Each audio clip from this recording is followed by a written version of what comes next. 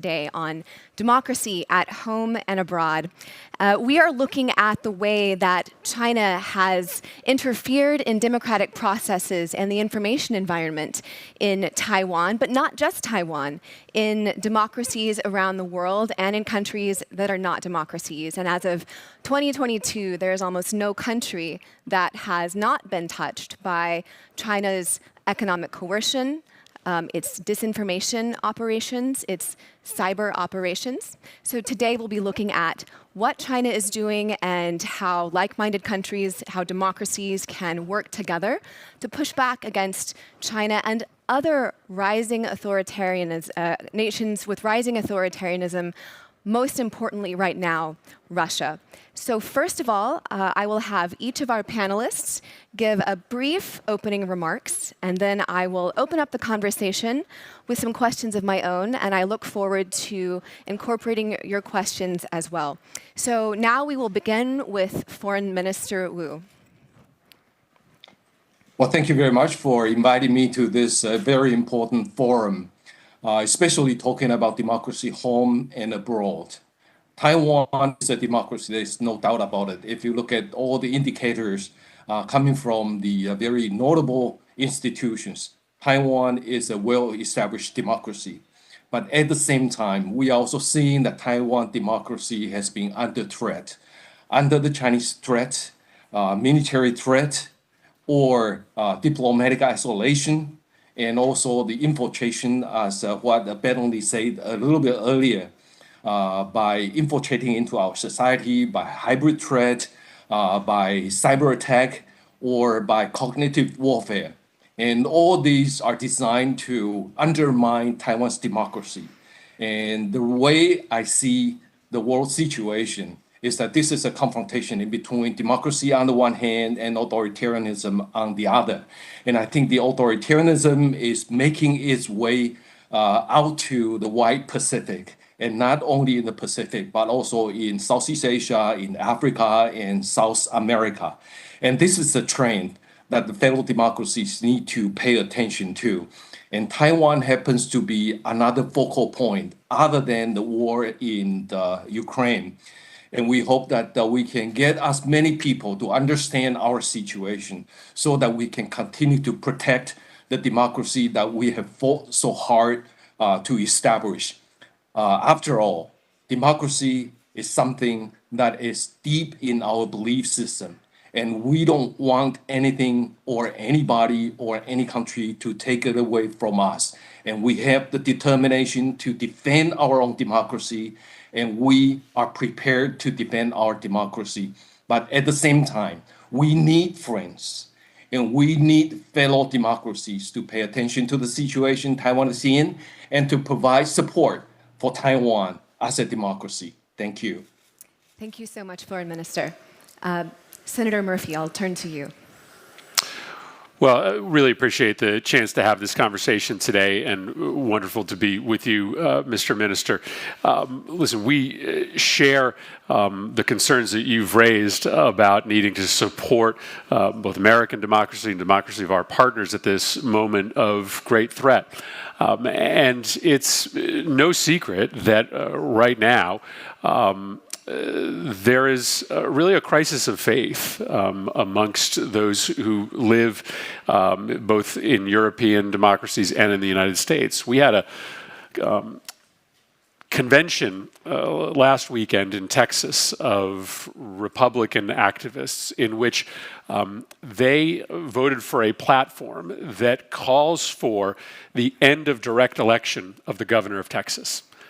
You have a mainstream party asking for a withdrawal of rights from voters in one of the biggest states in this country. And it suggests that right now in the United States, there is a moment where a lot of voters are sort of questioning whether or not they are prepared to continue to invest in American democracy. And so this is a moment where we've got to take stock of both our strengths and our vulnerabilities and understand how the Chinese and the Russians take advantage of these questions that are being asked of our constituents to try to promote dissent from within. Several years ago, there was a bit of a tempest in American politics. A American football player by the name of Colin Kaepernick decided to kneel during the national anthem. And it became a controversy in the United States. It was lighting up social media, this question of whether it was patriotic or not to protest during the national anthem being played at a sporting event. Well, it turns out that, in fact, it was a tempest created from outside of the United States. 75 to 80% of the social media traffic on this question was driven by Russian and Chinese disinformation efforts. And so you have this ability today of outside actors to weaken, to make vulnerable European and American democracies. You have an inability of these democracies to deliver the kind of economic salvation, the kind of economic opportunity that is expected in these nations. And so this is this moment where we've got to bind together. We've got to have answers for these threats that are posed to democracies from the outside, but also we've got to have combined answers to deliver answers from the inside. So I think it's a moment where we shouldn't sugarcoat the questions that are being asked in Europe and in the United States about the efficacy of democracy in the long run. We shouldn't underplay the threats from the outside that we have to have answers for. And that's why convenings like this are so important, to share best practices, to be honest about the threats that are presented, and to make sure that we can rise to the moment. Thank you so much, Senator. And Laura, now we'll turn to you for your remarks. Sure. First of all, it's such an honor to be here. I am, by contrast, a mere democracy practitioner, but I have lived 25 years overseas and had a front row seat to the damage that autocracies can do to democracies, particularly where countries where democracy is weak. At the Alliance for Securing Democracy at GMF, we track the whole toolkit of autocrats. So information operations, malign finance, emerging technology, election subversion. And I've seen this play out. I lived in Cambodia for 7 years. It has basically become a vassal state of China. Sure, they built roads, they provided telecommunications, they also lined the pockets of the Hun Sen regime. They helped him subvert civil society and the political opposition. And they extracted natural resources. They built factories but didn't employ Cambodians. They built dams but exported the energy to Vietnam. And Cambodian people did not benefit. They also extract a huge geopolitical price.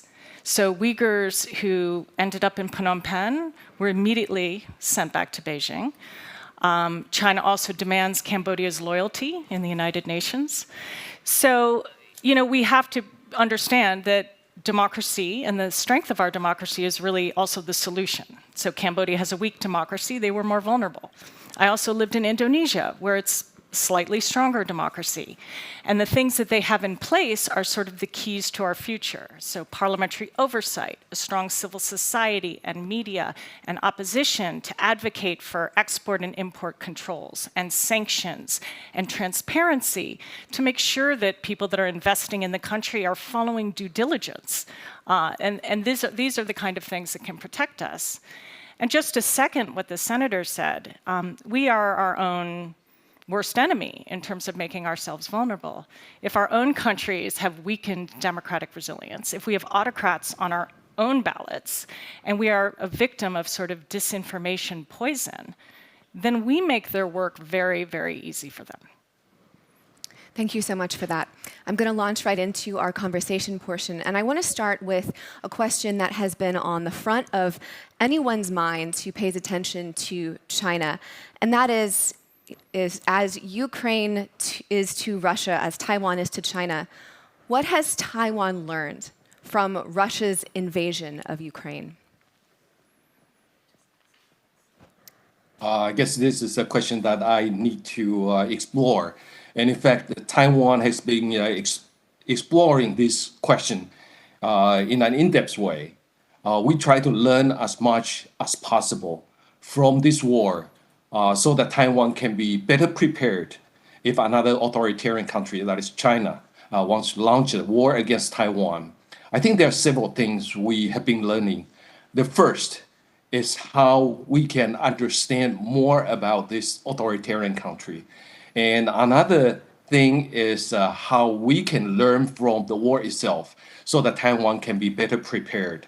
And three is how we can learn from the international reactions to this war so that we know how to work under this environment. The first is about understanding China. China does not hide its intention from expanding its role, from expanding its authoritarian influence. They have been operating in East China Sea, in the Taiwan Strait, in the South China Sea, and they try to expand beyond the first island chain. The recent agreement signed between China and the Solomon Islands on the security agreement is something that has already awakened other countries in the Pacific. And if you look at the African countries, I think Europe, the United States, and Japan together make more investment in Africa. But the Chinese influence, the authoritarian influence in Africa is so much more than all these democracies combined. And if you look at South America, I'm sure Senator Murphy has a very strong attachment to this part of the world. Look at the leftist trend. I think they are more friendly to China these days than to the United States. So if you put all this together, we see a China that may be much more threatening to Russia than Russia. And what China can come up with its economic might or its military might can pose a direct threat to the US partners and allies in the West Pacific, including Japan, Taiwan, the Philippines, and etc. So this is what we see China. And the second is what we can learn from the war itself. We see the Ukrainians are very brave in defending their territory. They are preparing for their asymmetric warfare, and they procure their weapons for the asymmetric warfare skills. And that is something that we are learning as well. And we want to reform our military so that we can acquire that kind of capability. And we are also seeing the very brave Ukrainians picking up arms to defend the territory. And that is something that we are learning as well. And we want to reform our military so that all the men and women in Taiwan can defend ourselves. And third is we are seeing that the fellow democracies are united together to help the Ukrainians. And that is a lot of encouragement to a country like Taiwan, who is standing on the front line.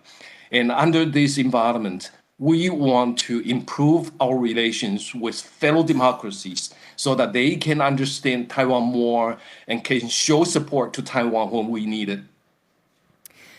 As a follow-up to that, I think that China and Russia were both perhaps surprised by the strength of the Western reaction and response to Russia's invasion. Foreign Minister Wu, do you think that this has served as a deterrent to China in a potential invasion or assault against Taiwan in the short to medium term at least? Yes, it's a very strong deterrence, and that is something that we see as a very powerful deterrence against a potential aggression by China against Taiwan. So what we see is the European countries and the United States, Japan, Canada, Australia, and etc. That are more united than any moment that I have seen in the past few decades. And I think this is a very strong indicator to the Chinese government that any kind of aggression against another democracy is going to provoke a reaction similar to what the fellow democracies have done against Russia. And of course, if Taiwan is attacked unprovoked, our hope is that the fellow democracies can rally around Taiwan and to deter the Chinese or to fight against the Chinese.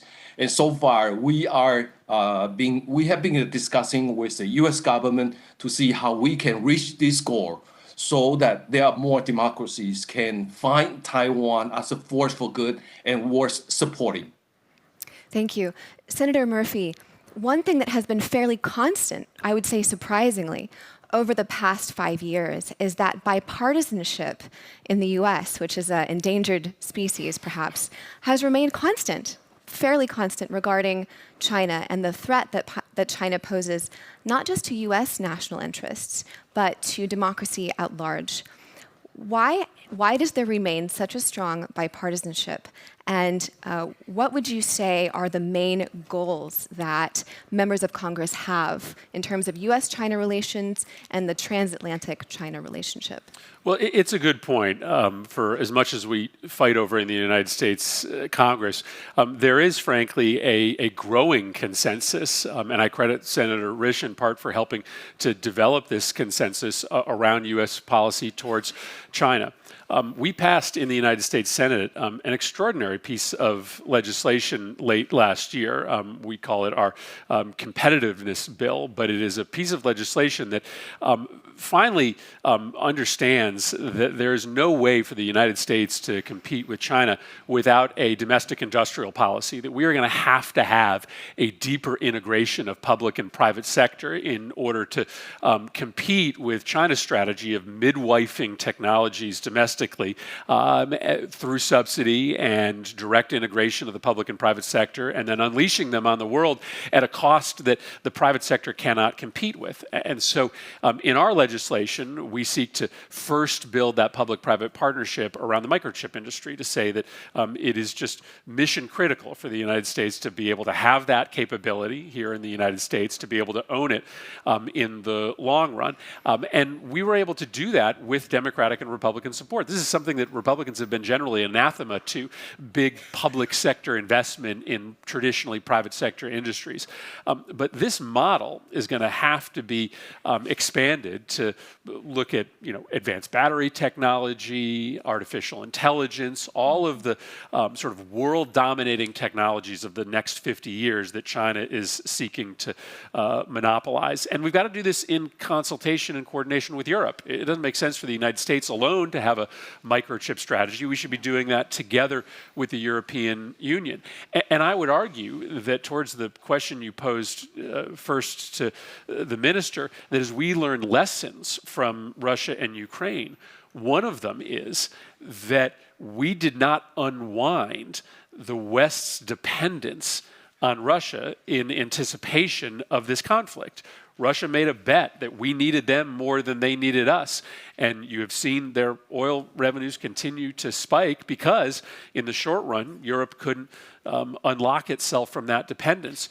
We've got to do the hard work now to take a look at critical industries and critical supply chains and at least create the capability for the West to be able to make ourselves independent. So if that conflict does come, China doesn't sort of have that sword of Damocles sitting over the West. We've got to make sure that on critical technologies, we have, between the United States and Europe and Taiwan and Asian democracies, the ability to make for ourselves what we need to power our economies. That's a lesson that we frankly should learn from the continued energy dominance of Russia over Europe that has lasted past the invasion of Ukraine. Your raising the economic issue is incredibly important, and economic coercion is a key foundation of China's power. It doesn't yet have the kind of military strength that Russia does. Very interestingly, last year, Europe saw this on its home turf with the way that China levied tariffs on, not tariffs, with the way that China blocked imports from Lithuania. Right. So I would like to also, ask all three of you, how do you see specifically new mechanisms, new institutions, new promises, both within the EU and between the EU and the US, to help protect smaller countries like Lithuania and to even serve as a sort of economic deterrent on China and Russia for this kind of economic coercion? And perhaps, Senator, we can start with you. No, I'd be happy to start. I think some of that answer is rooted in my previous comments around building these sort of economic systems that are built amongst democratic nations to make sure that we have supply chain capabilities so that if China threatens to cut a nation off, we have an answer inside the Democratic Alliance. The second piece of this is being able to, have real offers available from democratic nations and the United States for infrastructure development. Yeah. Often for small countries, China provides the only answer, right? If you're trying to develop a port, China may be the only significant and suitable bidder. That's unacceptable. So the United States has begun to supersize our international economic development aid programming. We've consolidated a lot of our siloed programs into a new entity called the DFC. But we've got to do better in competing with China for infrastructure opportunities around the globe. We've got to do better in working with Europe to make sure that when it comes to developing nations, we have answers for them that compete with Chinese offers. So far, we have been letting China play on that field largely alone, and our efforts to scale up and compete have been far too long in the making. And Laura, you've seen this, China's economic influence on the ground in countries in Southeast Asia, and so I'll pose the same question to you. Yes, I agree with what the senator said. I also think, in large part, it's a messaging problem as well.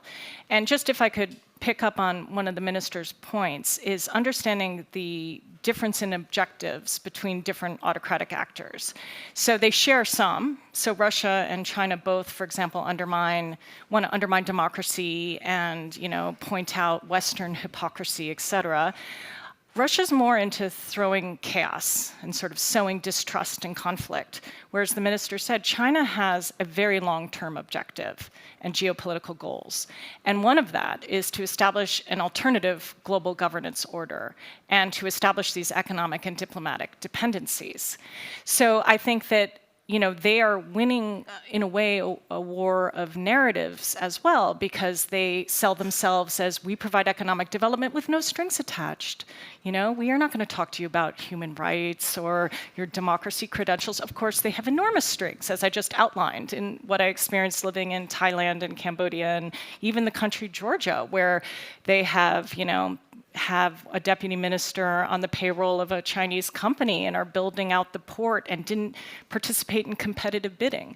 So I think we need to do a better job of explaining, the strings that are attached, why there's a difference between the World Bank and BRI, who's meeting transparency requirements, who's following due diligence procedures, who's getting approval from, democratically elected parliaments, and then providing that, being there to provide 5G to compete with China and being there to make up those differences. If there is no one building the port, then we're lost. Minister, I'll pose this question to you. Taiwan has been dealing with China's economic coercion in, I would say, two different ways. First of all, as a target of that directly. Very interestingly, Taiwan was perhaps one of the earliest countries to pull back against closer economic integration with China about a decade ago with the Sunflower Movement that was against a free trade agreement. And Taiwan is also the reason that other countries experience China's economic coercion, as the case of Lithuania and other cases. What has Taiwan learned as a nation that's much smaller than China and yet has continued to be independent? What have you learned about pushing back against economic coercion? And what advice would you give and what would you hope to see from other democratic nations?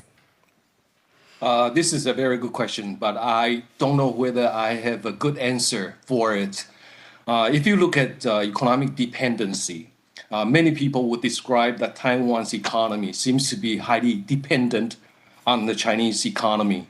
Look at our export. About 40% of our export goes to China, and about 25% of the import comes from China. And therefore, the calculation is that Taiwan is dependent on the Chinese market. But at the same time, Taiwan is the democracy, and therefore, we cannot tell our businessmen that you cannot go to China. You should go to Southeast Asia or India instead. And I think there's a natural logic that the businessmen in Taiwan, they have been considering. And when they see that China is still profitable, they will stay in China. But when the business environment has changed, they want to move somewhere else. And I think this is the trend that we see in the last few years. When the Chinese business environment is not as good as before, when the labor situation is not as stable as before, when the environmental policy that Chinese government is pursuing is not conducive to the business environment, and the political situation and the overall economic situation seem to be undergoing a new phase, an unstable phase. The businessmen of Taiwan origin operating in China, they want to migrate out. A lot of them come back to Taiwan, and a lot of them want to go to Southeast Asia and India and South America instead. So this is a natural trend over there. But I think want to go back to the earlier questions about the Chinese using economy as a leverage against other countries. That is something that we are very concerned about. Because of the economic dependency or interdependence in between Taiwan and China economically, many people here in Taiwan are very concerned if China uses economic leverage to go against Taiwan together with military. That might be a serious problem for Taiwan. But fortunately, the Taiwanese businessmen, even though they make a lot of investment in China, they also understand technology is the key. They need to hold the key technologies in Taiwan, even though they make investment in China. And therefore, China does not have the kinds of technologies to cut Taiwan off. So this is something that we try to protect ourselves. And economic coercion is something that is not a stranger to Taiwan. Just a few days ago, the Chinese announced a sanction against Taiwan's fishery product. And last year, the Chinese government also sanctioned against Taiwan's agricultural products, pineapple and etc. And we understand that this is something that we have to deal with. But Taiwan is not alone in dealing with the situation. You know, Lithuania is another one, Australia or the Czech Republic. And under this kinds of situation, the only recommendation I would make is for the democracies to unite and support each other. The way we try to support the Australians is that in a dinner banquet hosted by the Ministry of Foreign Affairs in Taiwan, we use the Australian wine. We do it until today. We want to make sure that the Australian government understands the Taiwanese government is fully behind them. And the same with Lithuania. The Taiwanese people just go out to the market to buy off the Lithuanian products, whether it's chocolate or beer or other type of products. And that is the way to show support to each other. That's my belief, that as long as the democracies can unite, we can ward off the kinds of economic pressure or economic coercion by the authoritarian force. Thank you for that. I'd like to remind everyone that we welcome your questions. Oh, many questions. First one I saw right here. Hi, my name's Sandra from Keeping Channels Open, a new dialogue forum. I wanted to ask the Minister, what does Chinese disinformation look like in Taiwan? What are the themes, the targets? What are they trying to do with that? And, you know, for the Senator and Laura, you know, what can be done in terms of public diplomacy and strategic communications to counter Chinese narratives on Ukraine? Well, I'll give a brief answer to that outstanding question. Disinformation campaign is something that we face day in and day out. And it's not only disinformation, but also cognitive warfare. The Chinese are trying to play the narratives to make us believe that the United States is abandoning Taiwan, the United States is not going to help Taiwan, and Taiwan is doomed unless Taiwan go out to China for help. So this is the kind of situation we are facing. And what the Chinese wants to do is to undermine Taiwan's democracy so that Taiwan's people do not trust the Taiwanese government. And if we do not do anything over this, I think Taiwan's democracy is going to be undermined. And the things that we feel so proud to establish our democracy is no longer be functionable. But I think what we try to do is to ask the government institutions, every institution, to respond to every piece of this disinformation in a very quick way. You know, for example, if we detect a piece of information that is not accurate, we are required to come out and clarify it as soon as possible. And for the government clarification is not good by itself. We need to work together with media. So there are friendly media with the Taiwanese government who want to publish what the government is trying to clarify. And we also work together with the NGOs. The NGOs set up those fact-check institutions or fact-check centers. They allow the regular people to send their question or information in to verify whether that is true or not. And I think other than that, we also have institutions that is tracking the origin and alerting the people or educating the people to be media literate. And they are able to read what is right and what is wrong coming out of media or social media platforms. So this is what we try to do. Without working together in between the government and the people and the NGOs, it would have been very difficult for Taiwan to deal with the disinformation issue. Laura. Yeah, so I could probably talk about combating disinformation for hours. I'll try to keep it short. First, on the issue of the war in Ukraine, it has been fascinating to see how China has come in to amplify messages of Russia. And just to give you one example, we had a sort of perfect experiment in the French elections because during the French elections, there was a ban on RT, Russia Today, and Sputnik. And what we saw was just how the gap was filled by China. And all the narratives from, the denazification to drug-addled leadership to bioweapons labs to, liberating Ukraine, all the same narratives were coming out. So it's a little bit like squeezing a water balloon. You can try to stop it here, but it's going to come out there, and China's really helped to amplify that. They've also played a great role in amplifying Russia's agenda in the global south. The food crisis is the fault of the West. That's why it's not happening. And oh, look at this aggressive security pact in NATO, and we need to create some alternative security pacts, et cetera. As for solutions, I think the minister outlined some of them. And I think we can learn from the Ukrainians, in fact. Instead of just the whack-a-mole sort of fact-checking, we also need to do the preemption and getting ahead of the narrative and the prediction. And Ukraine really led the way in a lot of ways in sort of foreshadowing, this is what you're going to hear. And the US helped by releasing intelligence so that we were able to get ahead of certain narratives. Also investing more in prediction. So it's less about sort of what the narratives are, but what are the patterns? What can we learn about the tactics so that we can recognize them going ahead? And then I think, as the minister also said, we need to deal with the demand side. Disinformation is because we consume it. And so what do we do about we, the people, who seek out a diet of disinformation and conspiracy theories? And I think, I could talk at length about this needs to go beyond media literacy. We need to develop sort of a more discerning populace. And that is going to mean strengthening local media at the grassroots level, communities at the grassroots level, civic education, experiments in civil service and other things to sort of pull people together across their information bubbles. So it's going to take a sort of supply and demand approach to really handling this. I would just say a few things about this. First, the U.S. has capacities to deal with misinformation that we dramatically underfund.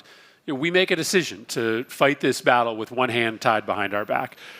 Senator Rob Portman, a Republican from Ohio, and I, years ago, established something called the Global Engagement Center, which is a new capacity inside the Department of State that seeks to fund independent organizations all around the world, basically on Russia's periphery and China's periphery, that are truth tellers, that are fact checkers, that are telling stories of objective journalism. But we put a pittance of money into that program. One quarter of the cost of an aircraft carrier, right? Despite the fact that I would argue misinformation is a bigger threat to the United States and our friends than conventional militaries are today. And so we just got to make a decision to resource these efforts. Two, in the United States today, social media is a misinformation dumpster fire. And we've got to make a decision as to whether we are going to allow these companies to continue to make no discriminations between what is real and what isn't. They have immunity, for instance, in the United States. They have no legal liability for allowing deliberate misinformation to be spread on their platforms. We can make a different decision. And then lastly, this is a really difficult issue to deal with in the United States because it gets politicized very, very quickly. So the Department of Homeland Security, about a month ago, decided to just better coordinate its misinformation efforts domestically. And so they set up a capacity just to have people that are currently working on domestic misinformation talk to each other. Now, they gave it a kind of ominous sounding name, the Disinformation Governance Board, but it became this hot button issue in which Republicans claimed that it was an effort to try to control individual Americans' free speech rights. And within a month, it was disbanded. And so any time that we try to dip a toe into this space, it often gets shouted down by people who see a political advantage in claiming that talking about this issue of misinformation is in fact an insidious, under-the-cover effort to control Americans' free speech. So we've got political challenges, we've got funding challenges, we've got policy challenges. All of them are overcomable. All of them have answers. We've just got to make the decision to try to fix the problems. Can I just quickly follow up on that? I mean, I think, so first of all, on the public diplomacy, absolutely. So we have 1/10 the following on VOA as Russia Today, Espanol, in South and Central America. Getting out ahead is also that communicating a message, not fact sheets of 10 points long, but digging into the creative and emotional methods that are used by our adversaries. TikToks instead of fact sheets, memes, comedy. We need to get ahead of that, but also on trusting government. So we've seen success in countering misinformation from our Nordic friends, but they're able to do these sort of government-led, whole-of-society approaches because they're not going to be accused of doing an Orwellian, Right. like the Disinformation Board in Pornina.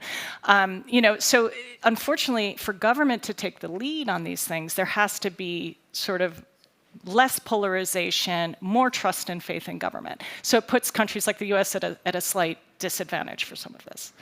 We'll go to the next question, which was right here. My question is for Senator Murphy. My name is Dania Khatib. I'm from Research Center for Cooperation and Peace Building, Beirut. The general impression for policymakers in the Middle East, as well for the general public, that authoritarian regimes are more reliable, where democracies like the US and Europe are inconsistent. They are with you when you are winning, and they leave you when you are losing. And look at Assad, for example. Russia has been consistently supporting Assad. So did Iran. Iran supported Assad even when he was losing. Where look at the U.S. policy towards Syria, it went from maximum pressure during Trump to frozen conflict during Biden. So my question to you, Senator Murphy, how can the West convince them otherwise, that the West can be trusted and can be a reliable partner? Thank you. So listen, I take your critique seriously, and I think we have got to do a better job in the United States of maintaining consistency in foreign policy from administration to administration. You have seen some, fairly dramatic swings, especially in the Middle East over the course of the transition between Obama to Trump to Biden.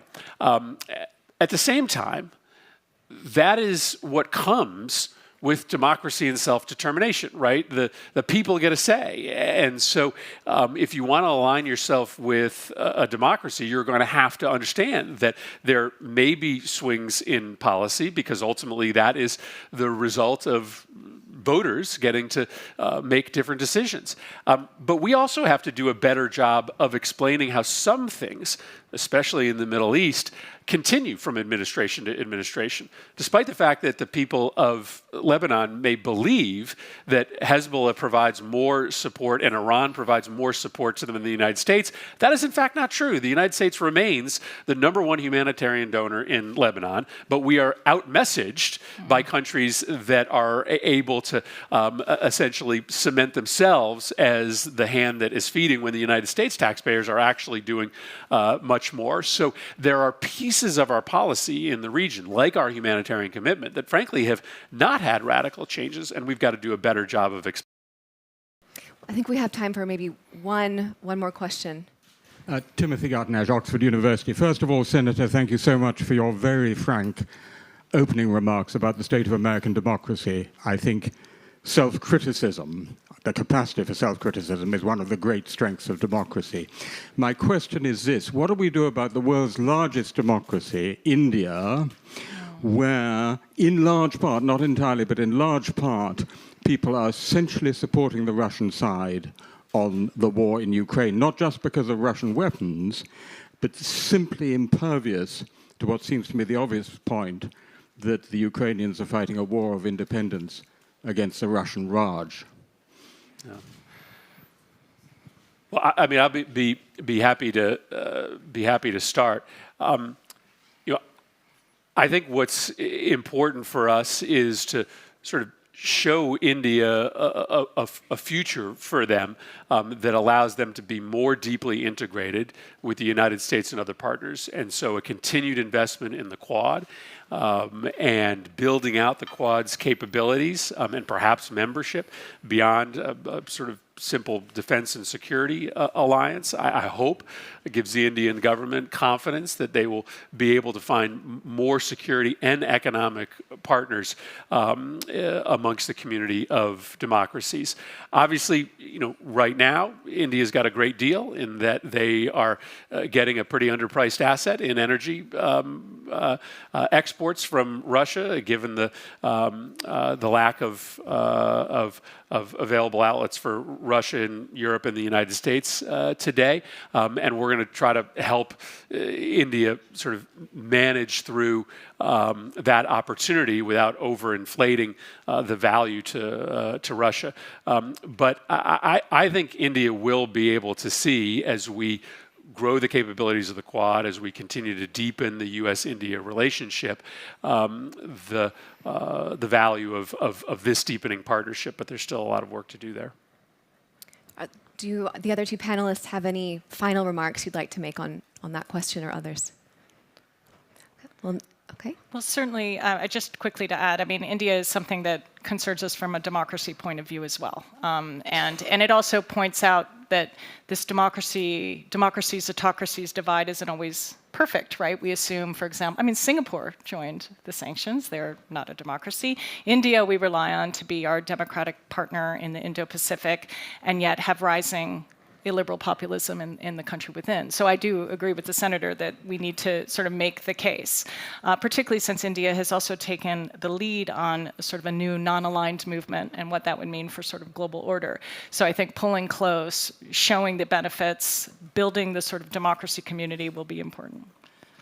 Well, that wraps up our panel for today. Thank you all for joining us, and I believe lunch is next.